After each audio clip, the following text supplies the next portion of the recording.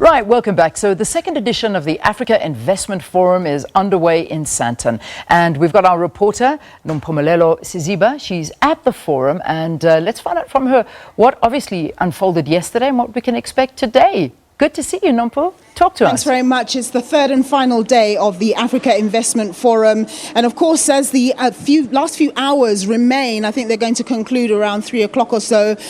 Those investment boardroom meetings are taking place as they finalize possible deals. Those boardrooms, that's where conversations are being had between stakeholders, that is business potential recipients of funds, development financial institutions, private equity and other financial firms, as well as policymakers who are in one room discussing the possibility of deals and ideas.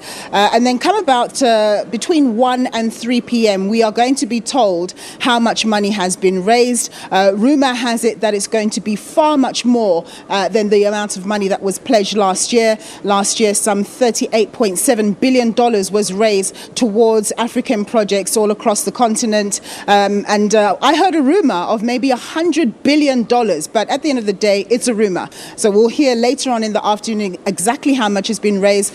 Energy is a big issue, of course, and that's an area no doubt we'll hear a lot of investments in. The Africa Continental Free Trade Agreement is very topical indeed. Of course, 54 out of 55 African nations have signed up to that. They're hoping that that's going to be activated by next year. And of course, in the run-up to that, it doesn't take a year to build infrastructure, but there'll need to be a lot of infrastructure built in order to ensure that there's a free flow of goods and so on. So no doubt we'll hear about investments in roads and logistics, transportation, and all of that kind of stuff. But it is very exciting indeed, and this is promising to be an annual platform that they're going to be having. When President Cyril Ramaphosa opened the Africa Investment Forum a few days ago, he did seem to suggest that it will be held here again next year, and maybe they'll keep on doubling and quadrupling the pledges. And of course, Africa needs so much capital injection